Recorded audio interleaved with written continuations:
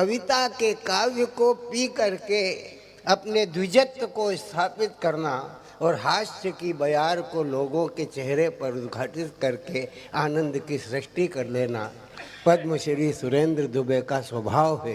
और उस स्वभाव के प्रभाव को मैं आपके बीच में आमंत्रित करता हूँ। जोरदार तालियां बजा करके देश के इस महान कवि का स्वागत।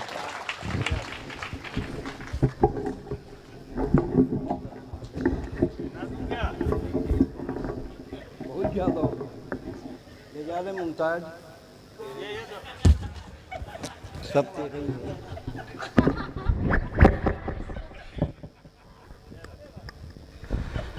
माननीय मंत्री जी को मेरी तरफ से बहुत बहुत जन्मदिन की शुभकामनाएं और आगामी विजय के लिए मेरी अग्रिम शुभकामनाएं।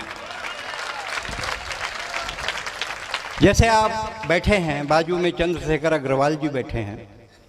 आज के 22 साल पहले, मैं ईमानदारी से माइक की कसम खा के बोल रहा हूँ, आज के 22 साल पहले सरदार पटेल स्टेडियम अहमदाबाद में कवि सम्मेलन हो रहा था।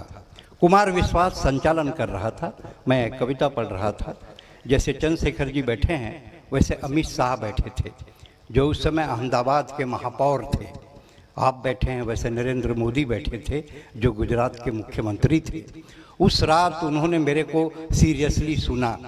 आज देखो कहाँ पहुँच गए।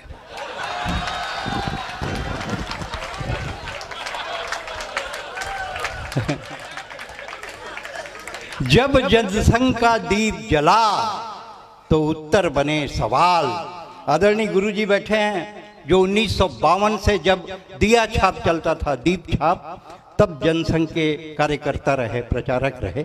और मुझे भी सौभाग्य रहा उनके साथ 40 साल कविता पढ़ने का। इसलिए कहता हूं कि जब जनसंघ का दीप जला तो उत्तर बने सवाल। वही दीप संदीप बनकर आपके खानदान में पैदा हुआ है गुरु। जब जनसंघ का दीप जला तो उत्तर बने सवाल।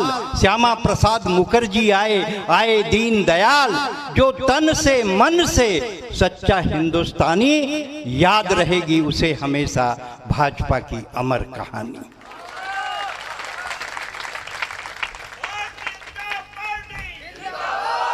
लोग कहते हैं मोदी के आने से क्या फर्क पड़ा। मैं 15 साल सरकार में रहा हूं, सीधे छत्तीसगढ़ शासन में।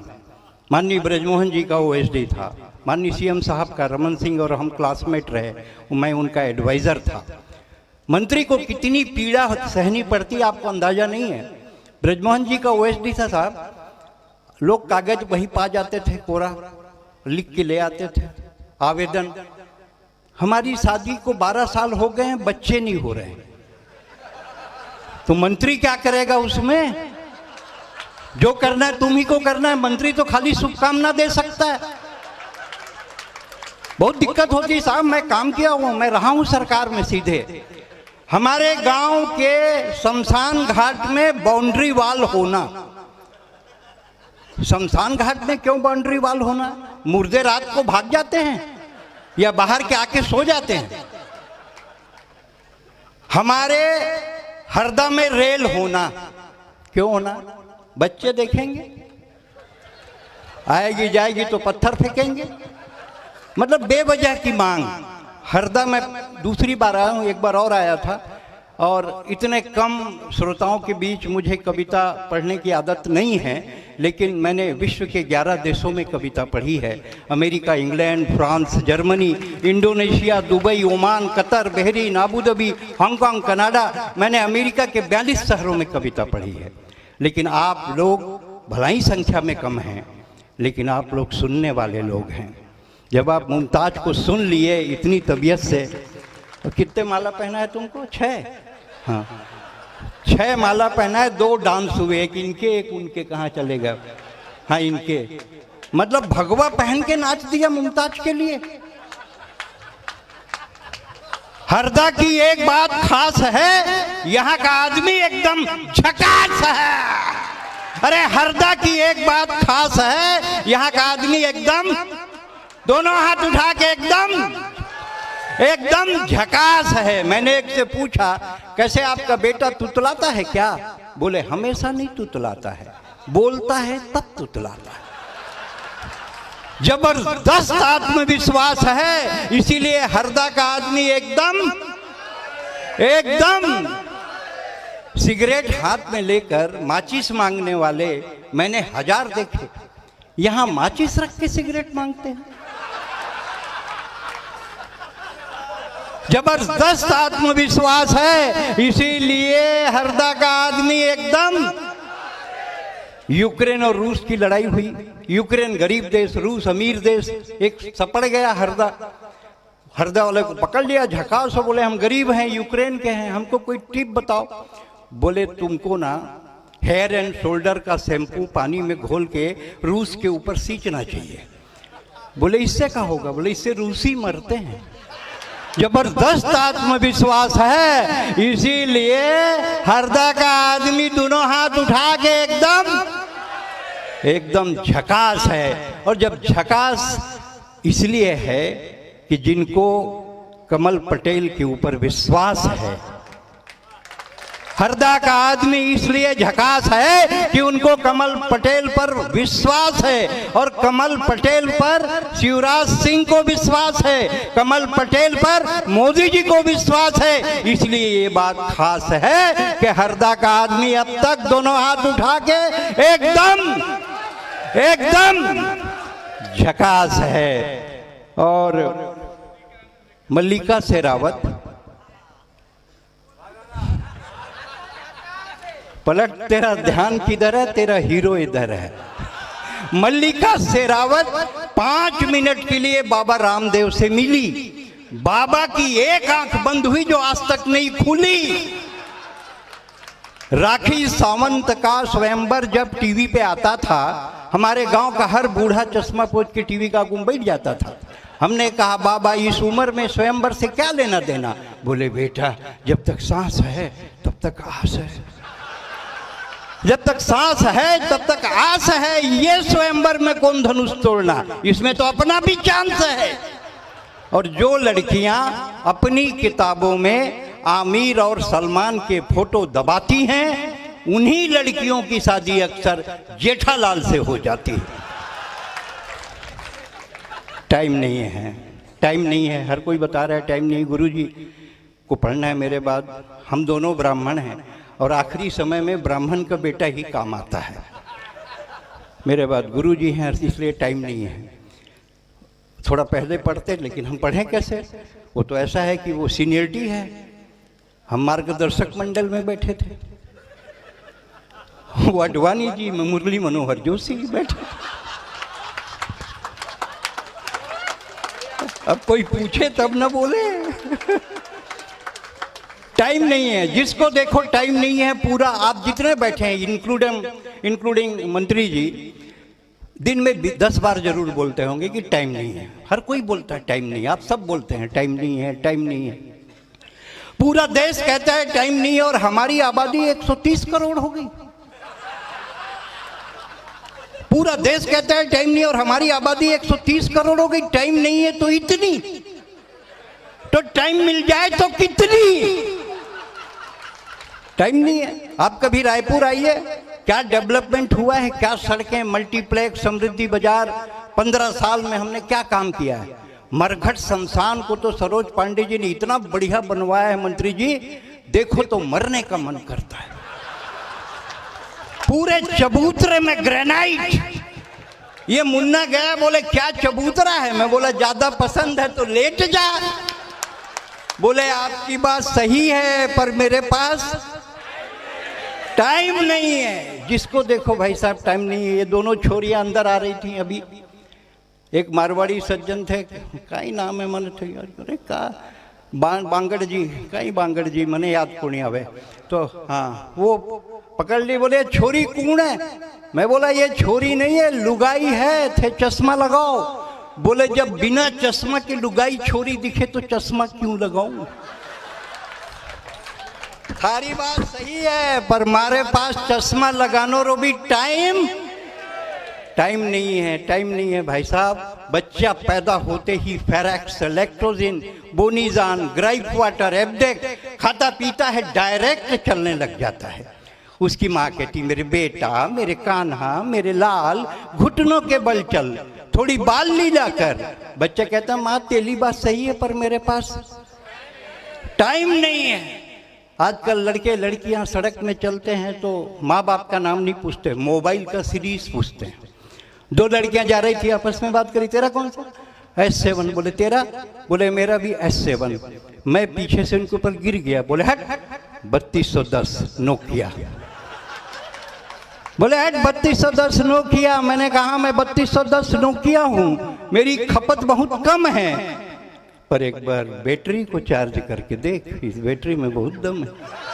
टाइम नहीं है, टाइम नहीं है, टाइम नहीं है। आप जिंदगी भर बोलिए टाइम नहीं है, लेकिन अगर कोई बेबस औरत सड़क पर इज्जत बचाने के लिए गुहार लगाए, कोई अंधा सड़क पार करने के लिए लाठी थमाए, कोई विदेशी सरहद पार करके हिंदुस्तान में घुस जाए और अगले कवि सम्मेलन में, जन्म उत्सव के उपलक्ष्य के कवि सम्मेलन में और साथ में विजय उत्सव के कवि सम्मेलन में आपको बुलाएं, तो आप मत कहिएगा कि हमारे पास टाइम नहीं है, हमारे पास टाइम नहीं है।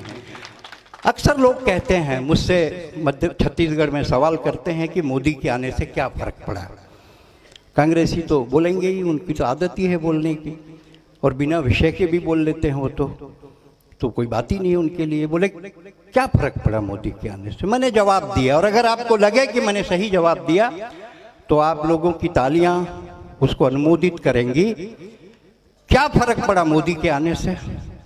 अरे बहुत फर्क पड़ा मोदी के आने से, बहुत फर्क पड़ा मोदी के आने से। मोदी के आने से डर के मारे पाकिस्तान में हगीज की बिक्री बढ़ गई।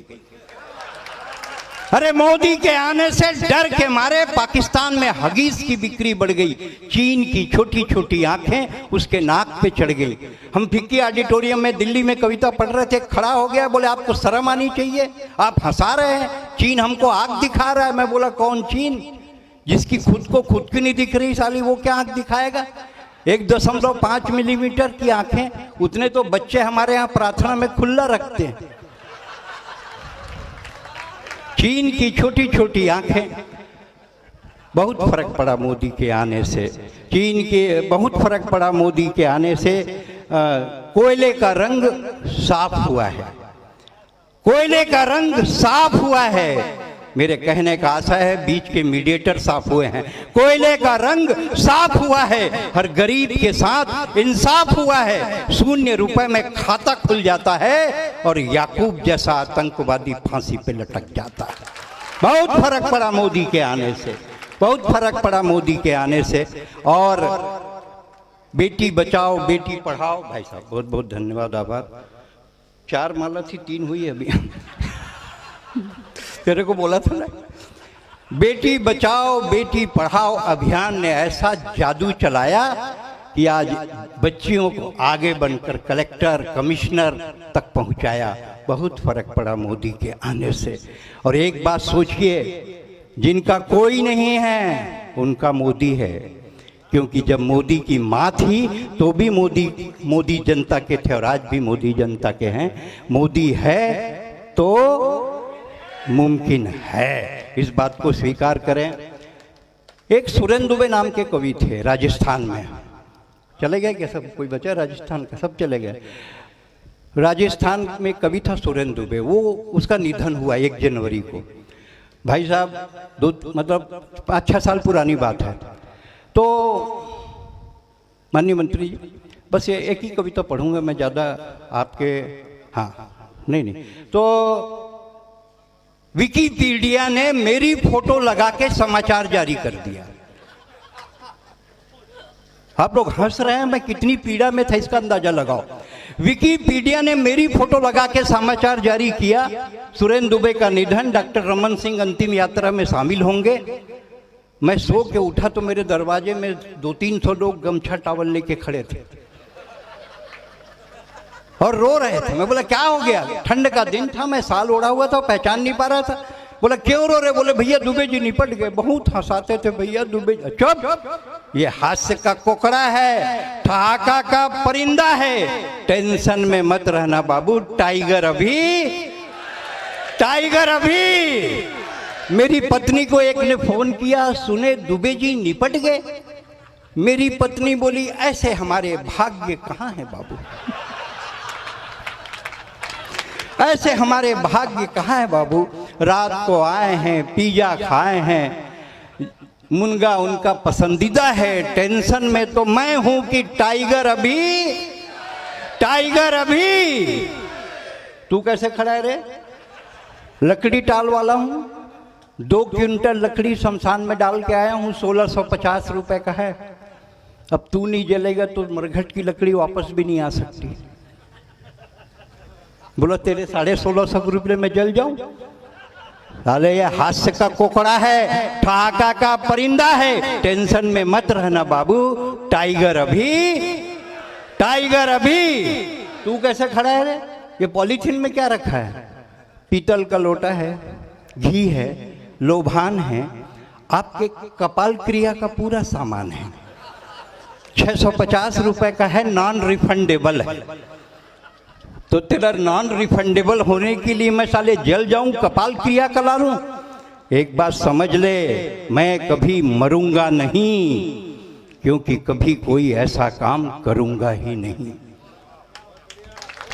मैं कभी मरूंगा नहीं, क्योंकि कभी कोई ऐसा काम करूंगा ही नहीं। भाई साहब, ये मात्र शक्तियां बैठी हैं, ये राखी का रक्षा सूत्र है, ये भाई दूज का टीका है, तीजा की कहनी है। अरे वो भाई क्या मरेगा जिसकी इतनी सारी बहनें हैं, वो भाई क्या। इसलिए ये हास्य का कोकड़ा है, ठहाका का परिंदा है। दोनों हाथ उठा के बोलिए, टाइगर अभी, टाइगर अभी।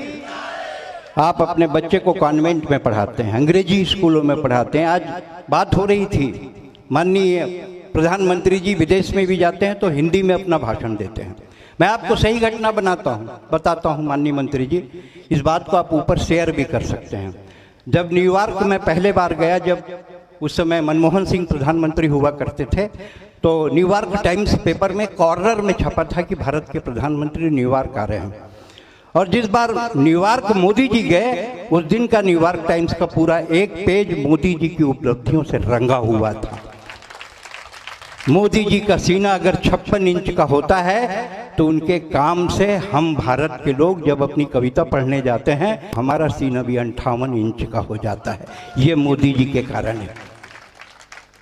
तो दिक्कत ये होती है कि आपके बच्चे कॉन्वेंट में पढ़ते हैं, अंग्रेजी स्कूलों में, पैदाइशी कंफ्यूज, क्योंकि एक फादर स्कूल में, एक फादर घर में। बच्चा डिसाइड नहीं कर पाता है ओरिजिनल फादर कौन है। आप किसी के घर जाइए, जाकर बैठिए, आंटी कब चाय रखेगी, पिंटू बेटे, फिर एक बच्चा टाई बांध के आता है, अंकल को पोयम सुनाओ। वो बोलेगा, ding dong well, pussy in the well, who put her in, little Tommy Dean, who put her out, little Tommy Stout, Johnny Johnny yes papa, eating sugar no papa. आप अपने बच्चे को अंग्रेजी पढ़ाएं। अंग्रेजी से परहेज नहीं है मेरे को।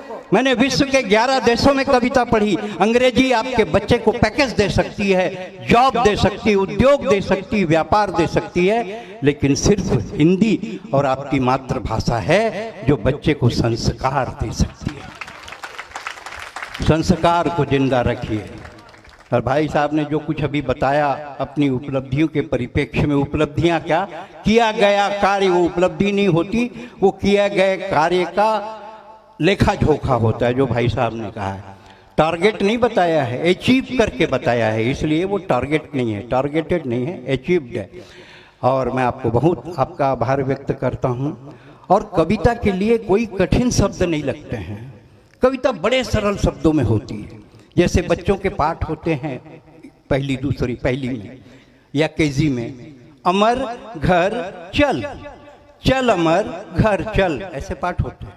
नेता चल, पटना चल, कलकत्ता चल, टोपी लगा, कुर्ता पहन, मंत्री बन, हवाला कर, घोटाला कर, तिहाड़ जा, वापस आ, टोपी लगा, कुर्ता पहन, मंत्री बन, सांस लेना है ताली बजाओ। पाठ 2, लालू उठ चारा खा। पाठ 2, लालू उठ चारा खा, दूध दे, दूध गरम कर रबड़ी बना। दूध गरम कर रबड़ी बना, रबड़ी रख कुर्सी पर, जेल जा वापस आ, रबड़ी हटा बैठ जा कुर्सी पर। हिंदी क्यों जरूरी है? हिंदी इतनी आवश्यक क्यों है?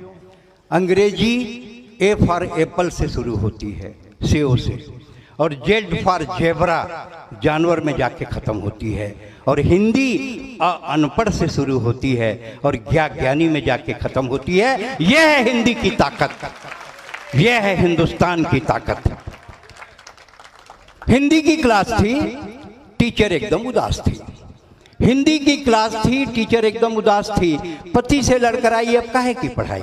बच्चों ने कहा टीचर पढ़ाओ, टीचर पढ़ाओ। टीचर ने कहा दिमाग मत खाओ, कल गाय पे निबंध लिखवाए ना, जाओ पति पर निबंध लिख कर लाओ।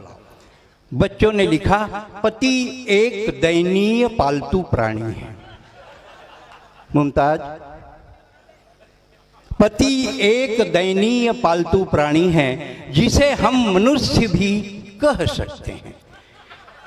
शादी के पहले पति सामान्यतः मनुष्य ही होता है। पति की 2 आंखें होती हैं जिनसे वो अल्टरनेट देखता है। पति के प्रकार, हिंदुस्तान में पति के 2 प्रकार पाए जाते हैं, एक जोरू का गुलाम, दूसरा जोरू का बादशाह। जोरू का गुलाम ये सस्ती, सुंदर और टिकाऊ नस्ल है, ये बहुतायत मात्रा में पाई जाती है। जोरू का गुलाम ये सस्ती, सुंदर और टिकाऊ नस्ल है, ये बहुतायत मात्रा में पाई जाती है। जोरू का बादशाह ये प्रजाति धीरे धीरे लुप्त हो रही है। सांस लेना है, लंबी सांस लेना है। बस अंतिम 8-10 पंक्तियां आपके बीच और रख देता हूं। मैंने पहले कविता रखी, टाइम नहीं है। मैं जो कविता पढ़ रहा हूँ वो हरदा जैसे जिला बनने में, हरदा जब छोटा था, माणिक वर्मा जी की धरती है, मैं इसको प्रणाम करता हूँ। माणिक वर्मा जी मेरे प्रणम में कवि रहे हैं। आज वो भलाई शून्य में है, लेकिन माणिक वर्मा जी का हिंदुस्तान के साहित्य को अवदान रेखांकन योग्य है। माणिक वर्मा जी के हम सब शिष्य रहे हैं, इसमें कोई बड़ी बात नहीं है, कहने में भी कोई संकोच नहीं है। जब ये छोटा था, ये तो कमल भाई ने इसको शहरनुमा शहर बना दिया, आपने इसको शहर बनाया, इसमें आपका योगदान है। लेकिन जो पहले का, तालियां इतनी कम थोड़ी चाहिए जिसने शहर बना दिया। अरे जिनके नाम में है भारतीय जनता पार्टी का निशान, उनके साथ तो आगे पीछे खड़े हैं भगवान, और वो जिता के बताएंगे। इसमें चिंता ना करिए, कोई किसी भाई ने बहुत काम किया है। जितना काम उन्होंने किया है वाकई में एक कार्यकाल में 5 साल में होना बहुत मुश्किल है, और सिर्फ वो कागज पे नहीं, ऑन द फाइल नहीं है, ऑन द फ्लोर है। इसलिए मैं आपको प्रणाम करता हूँ कि आपका योगदान बहुत है। तो शादी ब्याह होते थे तो पहले, आखिरी हास्य की एक कविता से मैं समापन करता हूँ। पहले शादी ब्याह होते थे तो पंगत लगती थी, लोग प्यार से आग्रह से खिलाया करते थे। अब क्या टाइम नहीं है, लोग तंबू लगा देते हैं, बोलते हैं जाओ ताकत दिखाओ और खा के आ जाओ। वो है बफे। आप सब बफे में गए हैं, बस बफे पे ऑब्जर्वेशन की कविता देखिए। हमें मिला एक दावतनामा, आज रात्रि को प्रीति भोज में आए, गिद्ध भोजन बफे सिस्टम, झपटे और खाएं। इसके बाद सांस लेता हूं। गिद्ध भोजन बफे सिस्टम, झपटे और खाएं। बफे सिस्टम नहीं है, बफेलो सिस्टम से कम। सामने में बोर्ड लगा देते हैं, वेलकम। बफे सिस्टम नहीं है, बफेलो सिस्टम से कम। सामने में बोर्ड लगा देते हैं, वेलकम। जैसे ही टेबल पर खाना लगा, लोग खाने पे टूटे, जैसे बंधे हुए जानवर छूटे। एक आदमी प्लेट में सलाद लिए टेबल के चारों तरफ घूम रहा था। एक आदमी प्लेट में सलाद लिए टेबल के चारों तरफ घूम रहा था। दूसरा दुबला पतला मरियल दूर में खड़ा खड़ा हलवा सूंघ रहा था। हमने कहा भाई साहब टेबल के पास नहीं जाएंगे, अपने खाने के लिए कुछ नहीं लाएंगे?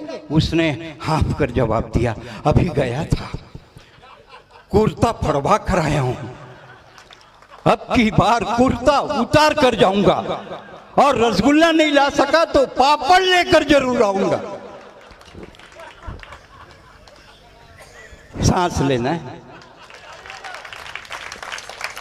एक महिला इधर से जा रही थी, दूसरी इधर से आ रही थी, दोनों आपस में टकरा गई। पहले की सब्जी दूसरे के साड़ी पे आ गई। बोली क्यों देखकर नहीं चलती? बोली अच्छा एक ही साड़ी पहन कर आती है, ये मेरी तीसरी साड़ी है। आइसक्रीम खाने जा रही हूँ, सलवार सूट पर्स में ले जा रही। बच्चे ने रोते रोते अपनी माँ से कहा, मम्मी मम्मी बाथरूम जाना है। उसकी मम्मी झल्लाई, नॉनसेंस, सामने में खाना है, तेरे को बाथरूम जाना है? अच्छा जा, कोने में आंटी के पीछे खड़े हो जा। मम्मी आंटी के पीछे तो अंकल खड़े हैं। बेटा मेरी मान, गरम गरम जलेबी खा और अपने बाप के समान आधा घंटे बाथरूम को भूल जा। और 8वां रसगुल्ला निगलते हुए, अंडरलाइन 8वां रसगुल्ला, 8वां रसगुल्ला निगलते हुए पत्नी ने पति से पूछा, ए जी लिफाफे में कितना डाला? 8वां रसगुल्ला निगलते हुए पत्नी ने पति से पूछा, ये जी लिफाफे में कितना डाला? जलेबी पगुराते हुए पति ने कहा 100। बोले 100? हमारी शादी में इन्होंने 20 रुपया टिकाया था और 1 घंटा 45 मिनट खाया था, अपन सुबेरे तक खाएंगे, लेकिन 100 रुपया का हिसाब करके जाएंगे। दरअसल ये बफे है पाश्चात्य सभ्यता का अनुकरण, कि आदमी आए, थोड़ा खाए, ज्यादा बतियाए, मुस्कुरा कर चला जाए। पर हिंदुस्तान ऐसा देश, यहाँ आदमी खड़ा खड़ा इतना खाता है कि खड़ा नहीं रह पाता है। आदमी खड़ा खड़ा इतना खाता है कि खड़ा नहीं रह पाता है। दरअसल बफे है पाश्चात्य सभ्यता का अनुकरण, इसमें सब कुछ होता है, आग्रह नहीं होता, प्यार नहीं होता, स्नेह नहीं होता, अपनापन नहीं होता। इसलिए बफे जीमने का कोई सिस्टम नहीं होता। अगले बफे में जाएं, सुरेंद्र दुबे की याद लेकर जाएं, कविता खत्म होती है, दोनों हाथ उठा के ताली बजाएं।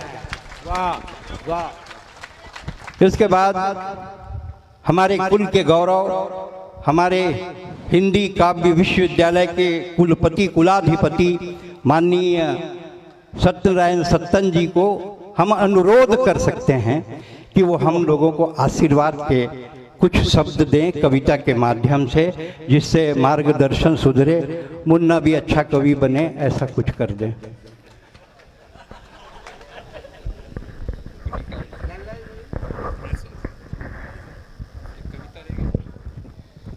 ये डोरी को पिरा दिए ये